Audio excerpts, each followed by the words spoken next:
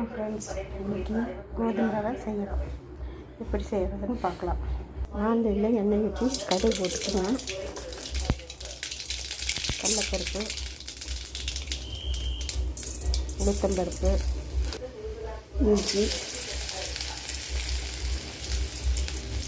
வெங்காயம், மிளகா, வரமிளகா கேரட்டும் போட்டுக்கணும். இதெல்லாம் வதக்கி விடுங்க. கோதுமை ரவை உடம்புக்கு நல்லது. சுகர் நோயாளிகளுக்கு ரொம்ப நல்லது. கோதுமை ரவை சாப்பிட்லாம். கருவேப்பிலை போட்டுக்கோங்க. நல்லா வளர்ந்துடும். ஒரு டம்ளர் தண்ணி ஊற்றிக்கணும். 1.5 டம்ளர் ஊற்றிக்கணும். நல்லா கொதிக்கட்டும். கொதித்ததுக்கப்புறம் ரவையை போடுங்க. கடைசியாக தேங்காவை போடுங்க. அப்புறம் கொத்தமல்லி தழை தூவி இறக்குங்க. தேவையான அளவு உப்பும் போட்டுக்குங்க. அது தேவையான பாதாம், முந்திரியை போட்டுக்குங்க.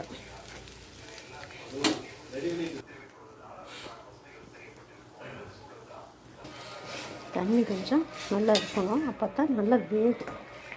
நல்லா மூடி வச்சுருங்க. தேவையான அளவு உப்பு போட்டு கிளறுங்க. உப்பு போட்டுக்கோங்க. அப்புறம் நல்லா வேகும். கிளறுங்க. மேலே தேங்காய் துருவல் போட்டுருங்க. கொத்தமல்லி தழையும் தூவிக்கிங்க.